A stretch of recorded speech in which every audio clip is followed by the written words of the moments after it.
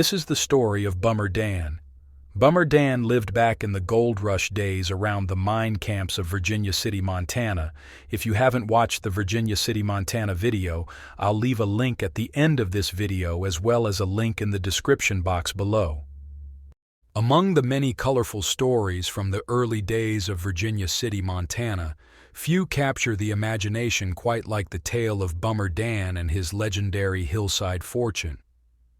This is the story of a man whose laziness and unlikely luck made him a legend in the goldfields. Across Alder Gulch from bustling Virginia City lay a seemingly insignificant patch of hillside carved into a miniature Grand Canyon by years of erosion. This unassuming stretch of land would eventually yield an estimated $5 million worth of gold, all thanks to a lazy miner named Dan McFadden, who became better known as Bummer Dan. Bummer Dan earned his nickname because of his knack for showing up at other miners' campfires just in time for dinner and relying on the goodwill of others rather than hard work.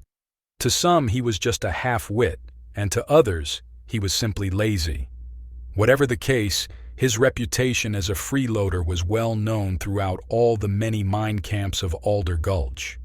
In 1863, when rich gold claims were being struck on the floor of the gulch, miners adhered to an unspoken rule. If you didn't work your claim at least 3 days a week, it was fair game for someone else to take over by Monday morning. For someone like Bummer Dan, who wasn't exactly known for his industriousness, this often meant his claims were jumped by other miners. Occasionally, Dan tried to jump someone else's claim, but was usually chased off with a shovel for his trouble.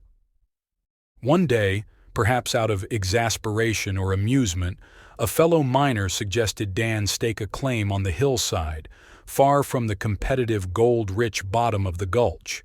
No one believed there was gold to be found up there, and the idea seemed laughable. But Dan, tired of having his claims taken, decided to give it a try.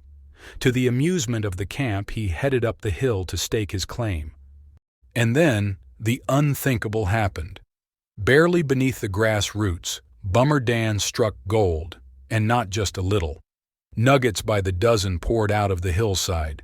The very spot that had been a joke became one of the richest claims in the area.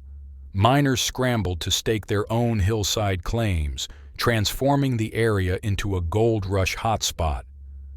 But Bummer Dan's luck didn't last forever. After cashing in on his newfound wealth, he decided to leave Virginia City for a more comfortable life. He boarded a stage with 3 leather pokes brimming with gold nuggets, but his fortune soon drew the wrong kind of attention.